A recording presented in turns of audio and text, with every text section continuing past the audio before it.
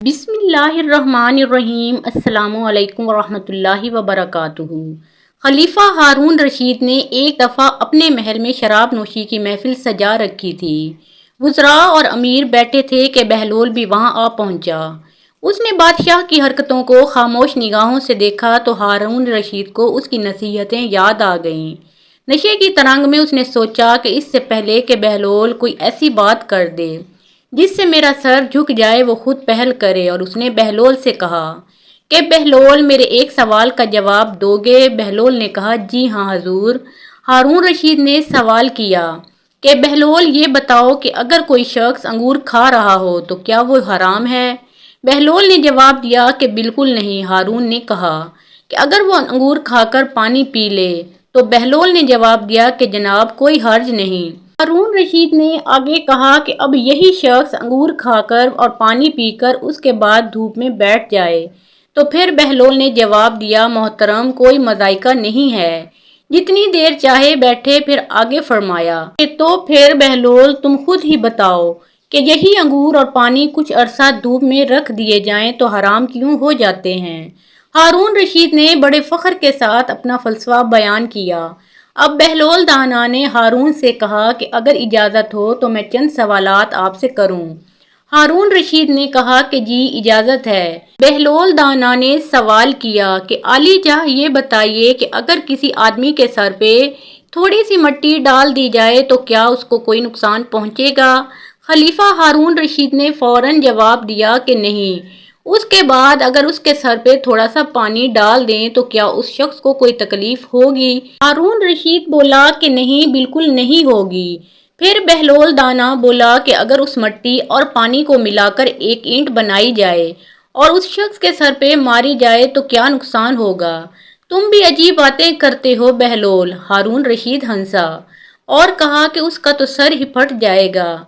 तो फिर आली मुकाम, अगर आप गौर फरमाएं तो आपको ये मालूम हो जाएगा कि जिस तरह मिट्टी और पानी मिलकर इंसान का सर फोड़ सकते हैं, इसी तरह से अंगूर और पानी भी मिलकर ऐसी चीज़ बना देते हैं जो हराम और नापाक है, जिसके पीने से इंसान की अक्ल मारी जाती है और उसको बुरे और भले की तमीज़ नहीं रहती।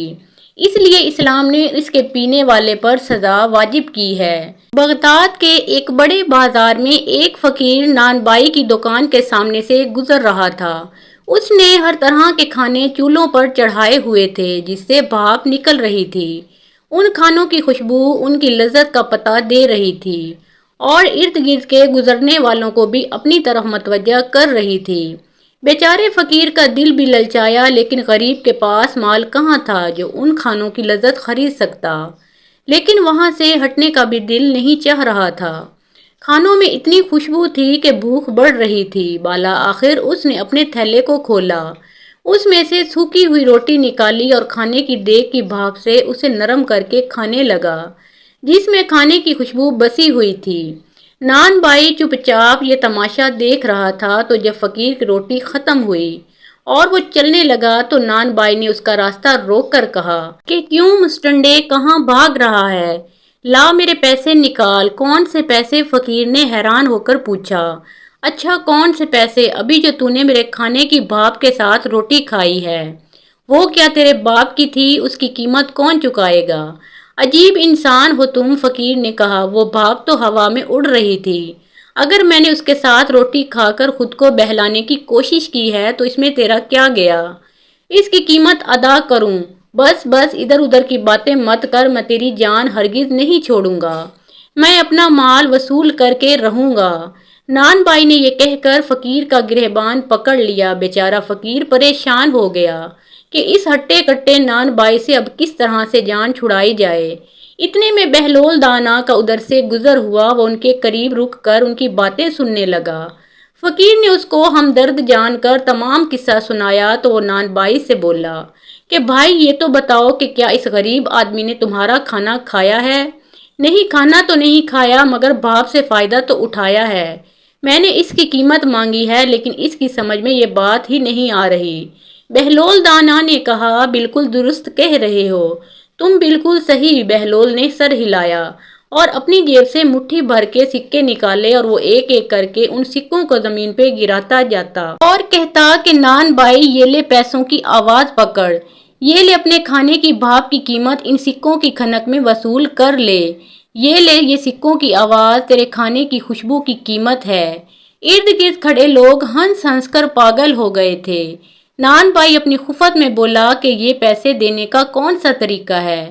بہلول نے جواب دیا کہ اگر تو اپنے کھانے کی بھاپ اور خوشبو بیچے گا تو اس کی قیمت تجھے سکوں کی آواز کی صورت میں ہی ادا کی جا سکتی ہے۔ بہلول دانا ہمیشہ کی طرح ایک دن ہارون رشید کو نصیحت کرنے کے لیے شاہی محل میں آئے، اگرچہ انہیں معلوم تھا کہ اس مغرور عباسی خلیفہ کے کانوں پر جوں تک نہیں رینگتی، لیکن عادت سی ہو گئی تھی کہ وہ کبھی کبھار محل میں آ کر اشاروں سے خلیفے کو سمجھائیں کہ وہ غلطی پر ہے۔ ہارون بھی بہلول کی باتیں سننے کا عادی ہو چکا تھا، اگرچہ وہ چپتی ہوئی باتیں کرتے تھے اور خلیفے کے ساتھ تو گستاخانہ رویہ اختیار کرتے تھے، اس کے باوجود بھی ہارون بہلول کی باتوں کو سنجیدہ نہیں لیتا تھا۔ لیکن اب کی دفعہ بہلول دانا نے بھاری محفل میں ایسی حرکت کی جسے خلیفہ بہت ناراض ہوا۔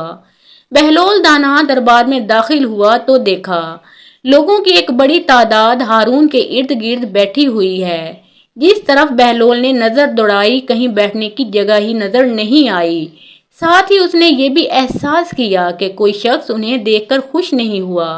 وہ تھوڑی دیر تک کھڑے ہو کر لوگوں کو تکتے رہے، اس کے بعد مجمع کو چیرتے ہوئے سیدھے تخت کی طرف بڑھے اور ہارون رشید کے ساتھ تخت پر بیٹھ گئے۔ شامتی لوگ چیخنے چلانے لگے کہ یہ کیسی حرکت ہے، یقیناً بہلول دیوانہ ہو گیا ہے، ابھی تک کسی نے خلیفے کی اس طرح سے بے احترامی نہیں کی تھی۔ ہارون رشید لوگوں کی باتیں سن کر بہلول دانا کی طرف غصے سے دیکھنے لگا، لیکن بہلول ٹس سے مس نہیں ہوا۔ ان کے لبوں پر ایک ملائم سی مسکراہٹ تھی، غصے سے ہارون رشید کی زبان بند تھی۔ وہ احساس کر رہا تھا کہ بہلول نے اس حرکت کے ذریعے دوسروں کے سامنے اس کی توہین کی ہے۔ سب لوگ حیران ہو کر خلیفے اور بہلول دانا کی طرف دیکھ رہے تھے۔ ہارون رشید گہری سوچ میں پڑ گیا، لیکن اسے سمجھ نہیں آ رہا تھا کہ کس طرح سے بہلول دانا سے اپنی جان چھڑائے۔ اچانک اس کے ذہن میں ایک ترکیب آئی، وہ ایک مصنوعی مسکراہٹ کے ساتھ بہلول دانا کی طرف دیکھ کر بولا کہ اب جب تم تکلیف کر کے ہم سے ملنے آئے ہو تو تم سے ایک سوال کرنا چاہتے ہیں، اگر تم اس کا جواب دو گے تو ہم تمہیں 1000 دینار انعام میں دیں گے، لیکن اگر تم اس کا جواب نہیں دے سکے تو ہم حکم دیں گے کہ تمہاری مونچھیں اور داڑھی منڈوا کر تمہیں ایک گدھے پر سوار کر کے گلی کوچوں اور بازاروں میں پھرایا جائے۔ بہلول دانا سمجھ گئے تھے کہ خلیفہ انتقام پر اتر آیا ہے، اس لیے اس کی توہین کرتے ہوئے بولے، مجھے تیرے دیناروں کی تو ضرورت نہیں ہے، البتہ ایک شرط کے ساتھ تیری پہلی بوجھنے کے لیے تیار ہوں۔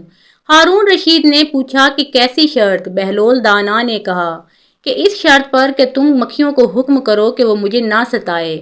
ہارون رشید سر جھکا کر سوچنے لگا، اس کے بعد دوسری طرف دیکھا، ایسا لگ رہا تھا کہ وہ توقع کر رہا تھا کہ مجمع سے کوئی شخص بہلول کو جواب دے دے، لیکن سب دنگ رہ گئے۔ مجبوراً ہارون رشید کہنے لگے کہ یہ ناممکن ہے، اس لیے کہ مکھیاں تو میرا حکم نہیں مانتی۔ بہلول دانا حقارہ سے ہارون رشید کو دیکھتے ہوئے بولا کہ تم کیسے بادشاہ ہو جو ان ناچیز مکھیوں کے سامنے عاجز ہو۔ اس بات پہ تمام درباری کہکے لگا کر ہنسنے لگے۔ ہارون رشید غصے کے عالم میں ایسی نظروں سے درباریوں کی طرف دیکھنے لگا کہ اس کے رعب سے سب کے لبوں کی ہنسی اور مسکراہٹ دور ہو گئی اور ان کی سانسیں رک گئیں۔ بہلول دانا نے اندازہ لگایا کہ انہوں نے ہارون رشید کو حد سے زیادہ دوسروں کے سامنے رسوا کیا ہے۔ اس کے بعد بہلول دانا نے یہ ارادہ کیا کہ ہارون رشید کی دلجوئی کرے اور اس کے غصے کو ٹھنڈا کرے۔ انہوں نے ہارون رشید سے کہا کہ اب اپنی پہلی پوچھو، میں کسی شرط کے بغیر اس کو بوجھنے کے لیے تیار ہوں۔ ہارون رشید نے کہا کہ اگر تم نہیں بتا سکے تو وہی سزا دوں گا جو میں نے پہلے کہی تھی۔ اب یہ بتاؤ کہ وہ کون سا درخت ہے جس کی عمر 1 سال ہے اور اس کی 12 شاخیں ہیں، ان میں سے ہر ایک شاخ پر 30 پتے ہیں، ان پتوں کا ایک رخ روشن ہے اور دوسرا کالا ہے۔ بہلول دانا سوچ میں پڑ گئے۔ انہوں نے بعض لوگوں کو یہ کہتے ہوئے سنا کہ یہ کیسا عجیب سوال ہے، بہلول دانا تو اس کا جواب نہیں دے پائے گا، اسے تو سزا ملے گی۔ بیچارہ بہلول خلیفہ ہارون رشید فاتحانہ انداز میں مسکراتے ہوئے بولے کہ اگر پہلی کا جواب نہیں دے سکتے ہو تو دیر مت کرو اور سزا کے لیے تیار ہو جاؤ۔ اس نے کارندوں کو حکم دیا کہ بہلول دانا کی مونچھیں داڑھی منڈوا کر گلی کوچوں اور بازاروں میں پھرائیں۔ بہلول دانا خلیفہ کی بات کاٹتے ہوئے بولا کہ یہ درخت سال ہے، 12 ٹہنیاں اس کے 12 مہینے ہیں اور 30 پتے مہینے کے دن ہیں۔ دن کا اجلا رخ دن کا اور کالا رخ رات کا ہے۔ جواب سن کر مجمع میں شاباش شاباش کی آوازیں گونجنے لگیں۔ سب خوش ہو کر بہلول دانا کو داد دینے لگے، لیکن ہارون رشید خاموش رہا۔ ان کا منہ لٹک گیا تھا اور اس کے چہرے پر شکست کے آثار نمایاں ہو گئے تھے۔ خلیفہ ہارون رشید کی بیوی زبیدہ خاتون ایک نیک اور پارسا عورت تھیں۔ انہوں نے اپنے محل میں 1000 ایسی خادماں رکھی ہوئی تھیں جو قرآن کی حافظہ اور قاریہ تھیں۔ ان سب کی ڈیوٹیاں مختلف شفٹوں میں لگی ہوئی تھیں، چنانچہ ان کے محل سے 24 گھنٹے ان بچیوں کے قرآن پڑھنے کی آواز آ رہی ہوتی تھی۔ ان کا محل قرآن کا گلشن محسوس ہوتا تھا۔ ایک دن ہارون رشید اپنی بیوی کے ساتھ دریا کے کنارے ٹہل رہا تھا۔ ایک جگہ بہلول دانا کو بیٹھے ہوئے دیکھا۔ اس نے کہا السلام علیکم۔ بہلول دانا نے جواب میں وعلیکم السلام کہا۔ ہارون رشید نے کہا کہ بہلول آپ یہاں کیا کر رہے ہو؟ انہوں نے کہا کہ ریت میں گھر بنا رہا ہوں۔ پوچھا کہ کس لیے بنا رہے ہو؟ جواب دیا کہ جو آدمی اس کو خریدے گا میں اس کے لیے دعا کروں گا کہ اللہ رب العزت ان کے بدلے ان کو جنت میں گھر عطا فرما دے۔ بادشاہ نے کہا کہ بہلول دانا اس گھر کی کیا قیمت ہے؟ انہوں نے کہا کہ صرف 1 دینار۔ ہارون رشید نے سمجھا کہ یہ دیوانے کی کوئی بے وقوفی ہے، لہذا وہ آگے چلا گیا۔ ان کے پیچھے زبیدہ خاتون آئی۔ انہوں نے بہلول کو سلام کیا اور پھر پوچھا کہ بہلول تم یہاں کیا کر رہے ہو؟ انہوں نے کہا کہ میں ریت پہ گھر بنا رہا ہوں۔ پوچھا کہ کس لیے بنا رہے ہو؟ بہلول نے جواب دیا کہ جو آدمی اس گھر کو خریدے گا میں اس کے لیے دعا کروں گا کہ اللہ تعالیٰ اس کے بدلے ان کو جنت میں گھر عطا فرمائے۔ انہوں نے پوچھا بہلول اس گھر کی کیا قیمت ہے؟ تو بہلول دانا نے کہا کہ فقط 1 دینار۔ زبیدہ خاتون نے 1 دینار نکال کر اس کو دے دیا اور کہا کہ میرے لیے دعا کرنا۔ وہ دعا لے کر چلی گئی۔ رات کو جب ہارون رشید سویا تو اس نے خواب میں جنت کے مناظر دیکھے۔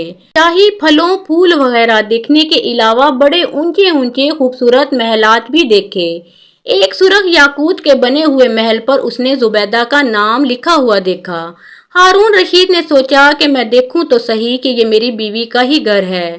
وہ محل میں داخل ہونے کے لیے جیسے ہی دروازے پر پہنچا تو ایک درباری نے ان کو روک لیا۔ ہارون رشید کہنے لگا کہ اس پر تو میری بیوی کا نام لکھا ہوا ہے، لہذا مجھے اندر جانے دیجیے۔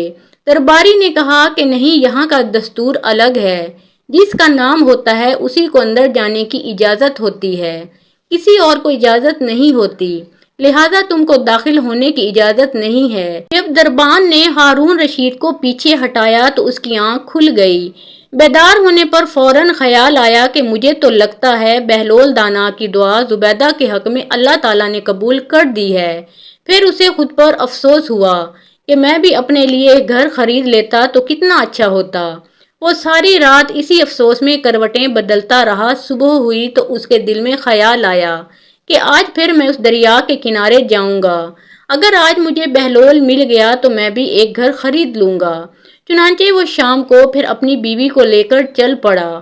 وہ بہلول کو تلاش کرتے ہوئے ادھر ادھر دیکھ رہا تھا کہ اچانک اس نے دیکھا کہ بہلول دانا ایک جگہ بیٹھ کر اسی طرح مکان بنا رہے ہیں۔ ہارون رشید نے السلام علیکم کہا۔ بہلول نے کہا وعلیکم السلام۔ ہارون رشید نے پوچھا کہ کیا کر رہے ہو؟ بہلول نے کہا کہ میں گھر بنا رہا ہوں۔ ہارون رشید نے پوچھا کہ کس لیے؟ بہلول دانا نے کہا کہ جو آدمی یہ گھر خریدے گا میں اس کے حق میں یہ دعا کروں گا کہ اللہ تعالیٰ اس کے بدلے اسے جنت میں گھر عطا فرمائے۔ ہارون رشید نے پوچھا کہ بہلول اس گھر کی کیا قیمت ہے؟